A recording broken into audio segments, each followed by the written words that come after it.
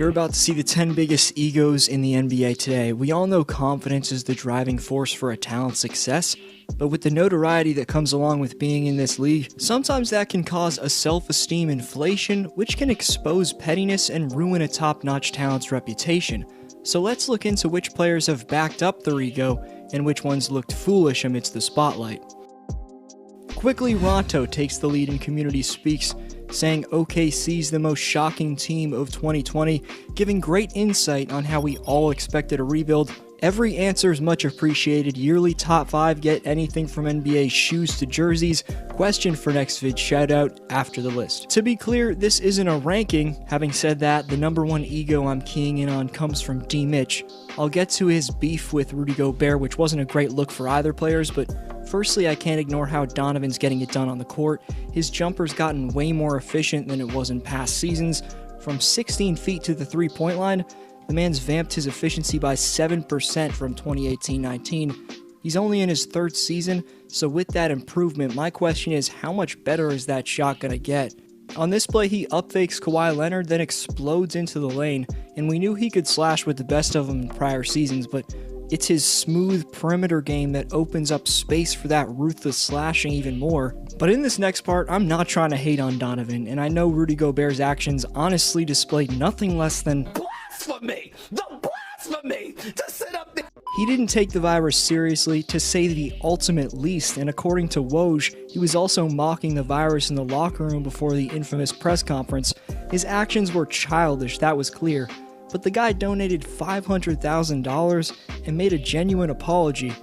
Although the NBA community's torn him apart, Rudy knew he messed up, and as humans we all make mistakes, but it's how we bounce back. Rudy bounced back pretty exceptionally, and an important thing to remember is that the season was getting suspended either way. Mitchell wasn't buying the forgiveness though. 2 days after Rudy's apology, Mitchell went on Good Morning America, and here's what happened. He has apologized, but have you had a chance to have any communication with your teammate? To be honest with you, Robin, it took a while, for me to kind of cool off, and I read what he said and I heard what he said, so. He did say, I hope he's okay after that, but there were also reports from the reputable Athletic that Mitchell was reluctant to repair their relationship. Like, really? Everyone's aware Rudy looked idiotic, but to not forgive a teammate you go to war with looks pretty foolish. On and off the court throughout Damian Lillard's NBA career, he's come through under massive spotlight. As a rapper, Rip City's point guard goes infamously by Dame Dollar. I'm no rap critic, but he had some pretty solid flow performing at the All-Star game 2.5 months ago. I didn't mind him. Between the lines, we're just over a year removed since he ended the Westbrook and George era in OKC. Of course, the Thunder organization bounced back from that though, but converting cold-blooded deep-range series winners seems like it's going to be a theme throughout Lillard's career. It was a pretty impressive 2019 playoff run for Dame, given how he stood up to Westbrook and absolutely owned that matchup in last year's Round 1 series and ultimately led his team to the conference finals. Lillard's egos allowed down-the-stretch scenarios in Portland for the last 7 years to be deemed as Dame time. My only concern is how much Lillard's focus on basketball dwindles and shifts to his music career when he's thinking about facing players like LeBron and Kawhi in the postseason. I met Dame at 2016's All-Star Weekend in Toronto when I was in 12th grade. Lillard was a classy man and did a great job endorsing the game to a young fan like myself. For that, I want to see him win a ring, and maybe his ego's taken off a bit since then, but that's a given and also a must if you want to have success. Through it all though, Lillard's ego hasn't taken away his humbleness, and he's without a doubt used his ego in the right way as he's been loyal to Portland for all these years. Let's get King James out of the way. He was mentioned on my 9 most shocking teams list on Thursday. That's a must watch, but in terms of the ego from LBJ, he's without a doubt backed his up. What many forget who use his 3-6 finals record against his legacy is that LeBron's qualified his squads for the finals an unheard of 9 times. I'm not making an argument for or against him being the greatest of all time, but can we not put some serious respect on how he carried squads that had zero business getting into June 8 straight times last decade? Then there's his GM mode, where he's helped to facilitate moves in both the Cavs front office when he was in Cleveland, and of course now he's having a massive say on the Lakers roster in LA. LeBron's aware he's a basketball genius, but doesn't get cocky, yet instead confident. He's a master of training your mind.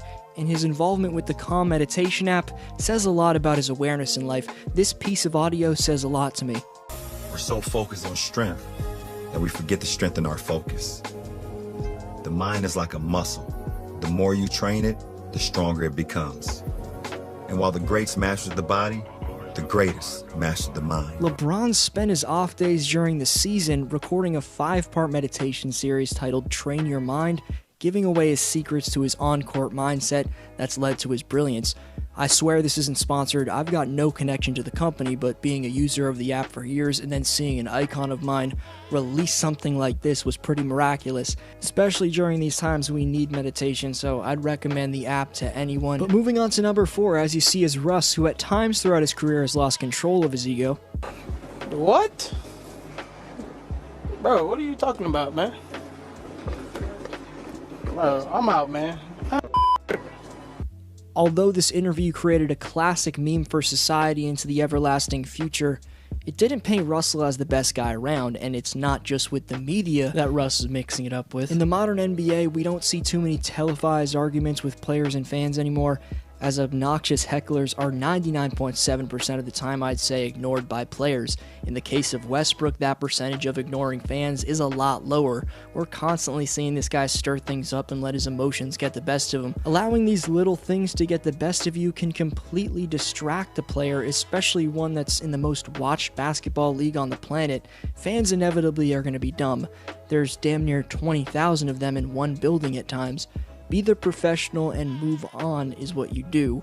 I'd like to see Russ do that more. He's bounced back this season big time in Houston. He's playing really well. He's been as explosive as ever, but when things get heated in the playoffs, Russ has to stay cool this time around. Draymond Green's revealed every detail to an altercation with Kevin Durant against the Clippers early last season, which caused extreme tension in the Warriors locker room.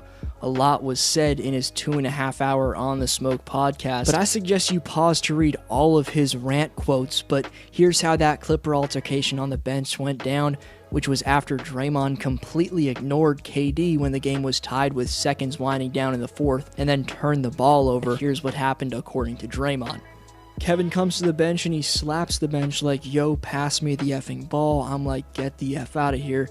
Effing run then. And he's like, you heard what the F I said, and slaps the chair. Pass me the effing ball. I'm like, yo, you better calm the F down. I don't know who the F you think you're talking to. Remember, I got the pulse of this team. I got the pulse of this organization. I already know you're 1 foot in and 1 foot out. By the way, I'm the closest person here to you. When you have a problem, when it going on in your life, the person you talk to here is me. We got that relationship. So that's where I'm like, yo, who the F you think you're talking to? I've been an all-star before you got here. I've been doing this. Don't talk to me like I'm one of those little dudes that don't know how to hoop. I'm a grown man. So you can tell in the clip, Draymond's going after him the entire time. After the outburst from Draymond back in November of 2018, the Warriors front office thought he was in the wrong and wanted him to apologize, but he refused twice, and Bob Myers suspended him. Many are trying to paint Draymond as a guy who just benefited from having all-stars around him and are forgetting he was a 3-time all-star and 2017's Defensive Player of the Year. That's for a reason, though. His pettiness has gotten real, and quarantine seems to be exposing that further for us fans. He can be a good player, but Draymond Green's ego must settle down, or he could find himself out of the NBA. Kevin Durant's character doesn't look great after this as well, but given Draymond's brash personality, the colliding of egos pretty much forced him out of Golden State. By 2019's All-Star break, KD was so fed up with the situation in Golden State that he met up with Kyrie to discuss teaming up in 2019 summer. We know obviously Kyrie says 2 max spots in this clip, referring to New York team's cap space. This displayed why, since the start of this channel in February 2018, I regularly refer to KD as the Snake. He's an all-time great scorer, but the opposite of Damian Lillard when it comes to loyalty. No hate though, the man does what is rightfully his decision. But it's been insane watching him go from the most well-respected up-and-coming superstar in Oklahoma City into likely the most hated player in the entire NBA. Most fans just haven't forgotten the man joined a 73-win team. However, he was the driving factor to their utter dominance of the league, and if you can find one guy who has the right to the ego that he has, it's the killer that's Kevin Durant. I wonder if James Harden legitimately thinks he's the best player in the league. Luckily, we have Rachel Nichols. The All-Star Game is a collection of the NBA's best players. Yeah. Where do you think you rank in that right now? Where do you think you rank among the NBA's best players right now? I feel like I'm the best player. If I have 18.9, the next game I'm seeing a double team, which is pretty cool. You know, the NBA has never seen it before at half court. Why does he think getting double teamed validates him as a top 5 MVP candidate? Totally different than any other player in this league, or probably has ever been schemed for. Or he sees a double team, he sees a trap at half court every single night. Like, nobody's mentioning that, you know? I'm not the type to go out there and say it or broadcast it. Oh, broadcasting it while saying I'm not the type to broadcast. But this interview is about to get much better as Rachel brings the real heat with this next question. Around you, Charles Barkley, when they had the All-Star draft, was saying, oh, no one wants to take James Harden, he's a dribbler. Giannis Antetokounmpo makes a joke on the air about, I want to take someone who can pass. I'm taking Kemba Walker instead of James Harden. I average more assists than him, I think. You ranked 10th in assists going into the All-Star break, and Kemba ranked 36th in assists going into the All-Star break. So I don't see what the joke is, but I didn't even see it. You know, I don't pay attention to stuff like that. I just know none of them can mess with me. Rockets fans, he's a top scorer, but can't you agree his ego's getting a bit out of control? He's not a fool by any stretch for wanting to be the best, so while in one sense he seemed obnoxious in that interview, Giannis was cracking jokes at his expense. That was real disrespect felt by James, and his resume can back up that talk. Speaking of thinking you're the best player in the league, Joel Embiid's been big on how he feels about being in that discussion. Well, I'm glad, first of all, I'm glad we got the win. Second of all, this is one of the best defensive players in the league. And third of all, I've been hearing that these guys can't guard me better than anybody else, so I just have to come out there and show that I'm the most unstoppable player in the league. Now I know you're probably going to say that was last year in March, but at the 2020 All-Star break, Joel still called himself the best player in the world again, and I promise you, this isn't a meme. But me and Stephen A are on the same page here when speaking on Embiid. You can say he has a point.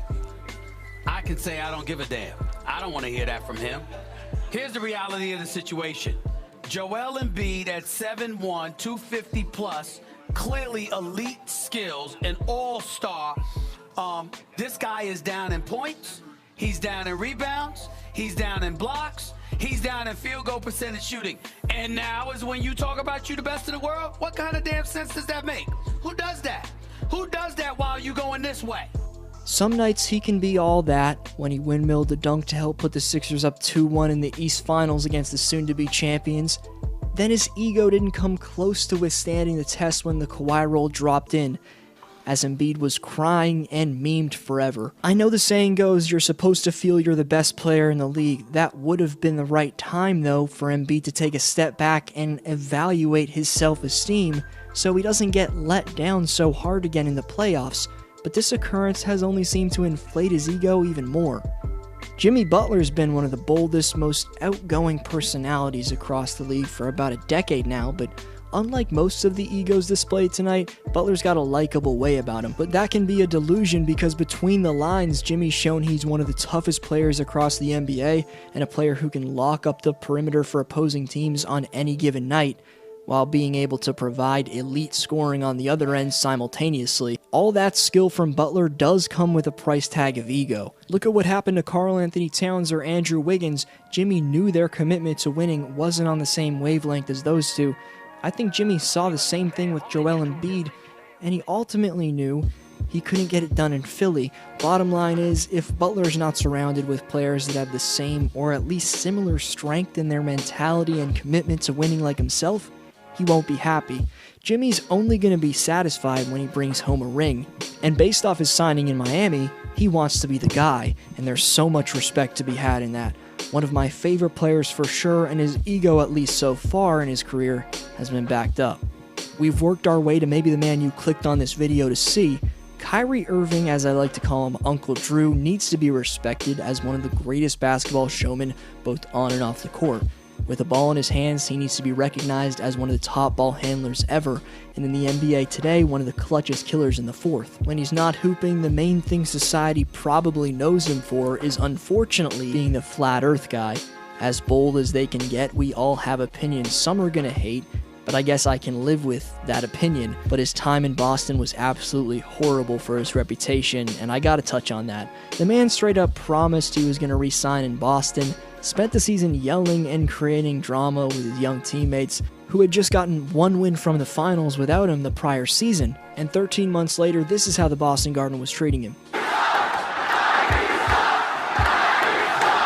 As you saw discussed in the Durant piece, Kyrie essentially formed a super team midway through 2018-19. Then this season, on his new team in Brooklyn, Kyrie's Nets were sustaining a playoff seed with him being injured. The game he came back, he went something like 7 of 25 shooting from the field and said to the media after the game that the Nets required another all-star to compete. It seems ever since he hit one of the greatest shots of all time, which I headlined in this video by the way, but since that shot in Steph's grill to win the title, it seems like Irving's become obsessed with himself. Still one of the best point guards in the game, but he's got to be more mature in the way he's been acting the last few years if his place in this league is going to maintain itself.